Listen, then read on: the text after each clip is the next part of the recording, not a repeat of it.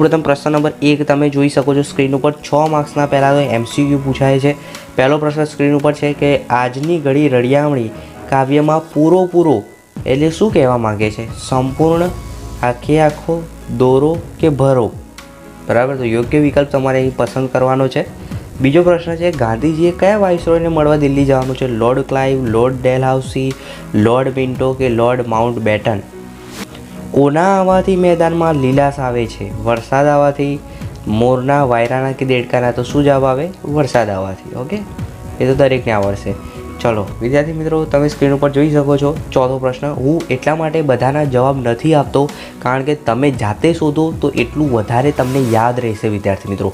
જે મને જરૂર લાગશે કે મારે સમજાવવાનું છે હું તમને સમજાવી દઈશ, બાકી બધું ચોપડીમાં એના આન્સર આપી જશે અને તમને મળી પણ જશે। નીચે લિંક પણ આપી છે PDF સોલ્યુશનની, ત્યાંથી તમે ડાઉનલોડ પણ કરી શકો છો। ખાસ વિદ્યાર્થી મિત્રો વિડીયોને જુઓ, વ્યાકરણ વિભાગ તો ખાસ સમજો, કેવી રીતે પેપર લખવાનું એ પણ હું તમને સાથે સાથે શીખવાડીશ। ચોથો પ્રશ્ન છે પૃથ્વી પર કઈ ધાતુ મેળવવા પરગ્રહવાસીઓએ જસા ચિઠ્ઠી મોકલવાના હતા? તો પેટ્રોલિયમ માટે, ચાંદી માટે, યુરેનિયમ માટે, સોના માટે? પછી પાંચમો પ્રશ્ન છે જીવન પાથે પાઠમાંના વિચાર શૃંખલા શબ્દનો અર્થ શું થાય? પછી છઠ્ઠો પ્રશ્ન છે કે ભીખુ પાઠની ઘટના એ કયા શહેરની છે? દિલ્હી, અમદાવાદ, ગોંડલ કે વીરપુર? તો તમારે સાચો વિકલ્પ પસંદ કરવાનો છે। ઓકે, એકદમ સહેલું છે, આ ખાસ તૈયાર કરી દેજો। ત્યારબાદ જોડકા જોડવાના છે। તમને અહીં નામ આપેલા છે, એની સામે એનો પ્રકાર તમારે શોધવાનો છે કે મેળામાં તો એ શું છે? નિબંધ છે, બોધકથા છે કે ચિત્રપાઠ છે? શું છે?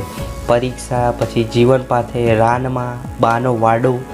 બરાબર, તો આ બધા શું છે? કયા પ્રકાર આવે? આત્મકથા ખંડ આવે, નિબંધ આવે? તો તમારે યોગ્ય જોડકા જોડવાના છે। એકદમ સહેલા છે, આપણી ચોપડીમાં પહેલાં જ પેજ ઉપર આપેલું છે।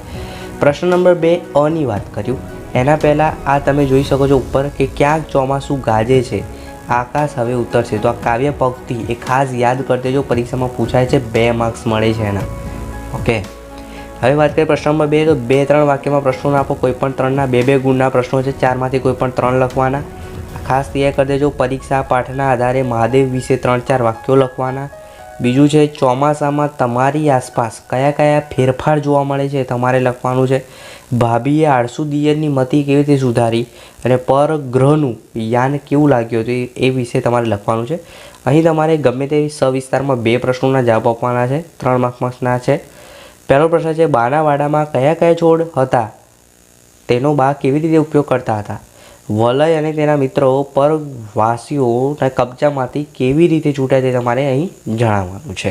અને ત્રીજું છે રાનમાં કાવ્યના આધારે ચોમાસાનું વર્ણન કરવા। મોસ્ટ આઈપી છે, વારંવાર પરીક્ષામાં પૂછાતું, એટલે આ ખાસ તૈયાર કરી દેજો। 3માંથી કોઈ પણ 2 લખવાનું છે, બરાબર, 4-4 માર્ક્સના છે, સવિસ્તાર છે, એટલે ટોટલ 8 માર્ક્સ મળશે। ત્યારબાદ કારણ આપો, ગમે તે 3 2 માર્ક્સના છે, કુલ 6 માર્ક્સ તમને અહીં મળશે। 4માંથી કોઈ પણ 3ના જવાબ લખવાના છે, સ્ક્રીન ઉપર તમે જોઈ શકો છો સવાલ, બરાબર, તો એ ખાસ તૈયાર કરી દેજો। 4-4, 4માંથી કોઈ પણ 3 લખવાના છે પરીક્ષામાં। હવે વ્યાકરણ વિભાગની વાત કરીએ વિદ્યાર્થી મિત્રો, પ્રશ્ન નંબર 3 પહેલું છે રૂઢિપ્રયોગના અર્થ આપો। તો ખાલી ઘોડા દોડાવવા એટલે શું લખવાનું? ખોટી ખોટી મજૂરી કરવી। બીજું છે ઢોકવા ન દેવું। પછી વિરોધાર્થી શબ્દ તો ગમે તે 2, સ્વચ્છ તો ગંદુ, હોશિયાર તો ઠોઠ, અને આળસુ તો આપણે આળસુનું વિરોધાર્થી શું લખી શકીએ છીએ? તો જિજ્ઞાસા, એક્ટિવ।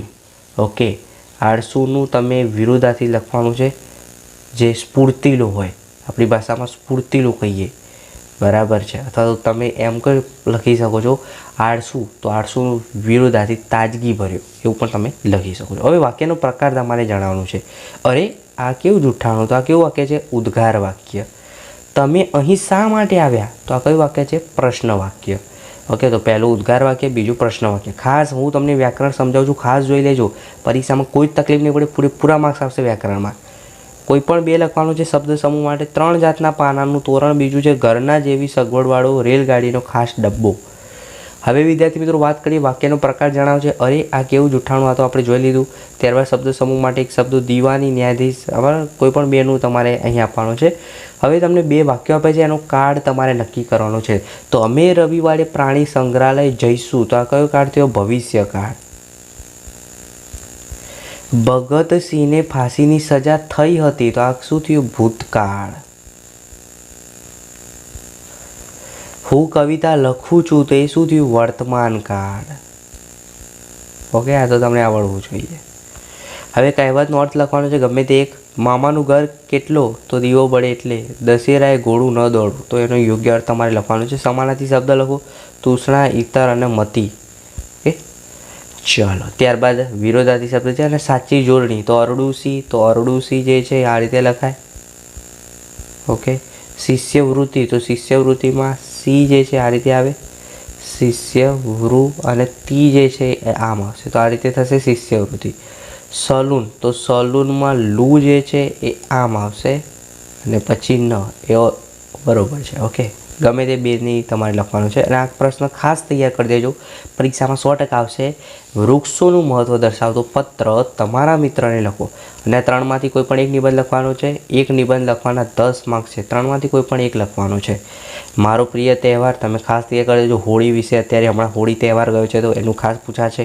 મેળાનું વર્ણન અને સ્વચ્છતા ત્યાં પ્રભુતા. આ 3માંથી કોઈ પણ એક નિબંધ તમારે લખવાનો છે જેના 10 માર્ક્સ છે. હવે આ તમને ફકરો આપેલો છે. ફકર પહેલાં તો શાંતિથી તમારે આ ફકરો વાંચી લેવાનો. નીચે 5 પ્રશ્નો આપેલા છે, એના જવાબ લખવાના છે. ફકરામાં ભણતરની ડિગ્રીના નામ આપ્યા છે એ શોધીને લખો. તો તમે સ્ક્રીન ઉપર જોઈ શકો છો કઈ કઈ ડિગ્રી છે, તો લખો BA, LLB, બરાબર. તો એ રીતે તમે ડિગ્રીના નામ લખી શકો છો. ત્યારબાદ કીર્તિ શબ્દનો સમાનાર્થી શબ્દ ફકરામાંથી શોધવાને તમારે જણાવવાનો છે મને કમેન્ટમાં. ફકરામાંથી એક પ્રશ્નાર્થ વાક્ય શોધો, એટલે કોઈ પણ પ્રશ્નવાળું વાક્ય હોય એ તમારે શોધવાનું છે. ફકરામાંથી અંગ્રેજી શબ્દ, તો એન્જિનિયર એ અંગ્રેજી શબ્દ છે. ઓકે, ત્યારબાદ 5મો પ્રશ્ન છે આ ફકરામાંથી 2 સંયોજક, તો સંયોજક શોધવાના છે, તો તમને આવડી જશે. હવે વિચાર વિસ્તાર ગમે તે એક, આ 2 વિચાર વિસ્તાર ખાસ તૈયાર કરી દેજો. 2માંથી એક પરીક્ષામાં 100% પૂછાશે. હવે વાત કરીએ 3-4 વાક્યમાં પ્રશ્નોના જવાબ આપવાના છે. ગમે તે 3 લખવાના છે તમારે, બરાબર. તમે રસ્તા પર જતા હોય અને અચાનક કોઈનો અકસ્માત થાય તો તમે શું કરશો? તમારા મનપસંદ સ્થળ વિશે તમારે 3થી 4 વાક્યો લખો. તમે મોટા થઈને શું બનવા માગો છો અને શા માટે, તો એ વિશે લખો. એકદમ સહેલું છે. હવે 4થા પ્રશ્નમાં એમ કીધું છે કે નીચે જે ચિત્ર આપ્યું છે સ્ક્રીન ઉપર તમે જોઈ શકો છો, એના વિશે તમારે વર્ણન કરવાનું છે કે ચિત્ર શાનું છે, ચિત્રમાં શું છે, એ બધું તમારે તમારી રીતે લખવાનું છે. ઓકે, તો વિદ્યાર્થી મિત્રો આજના વિડીયોમાં આપણે ધોરણ 7 વિષય ગુજરાતી 80 માર્ક્સ વાર્ષિક પરીક્ષા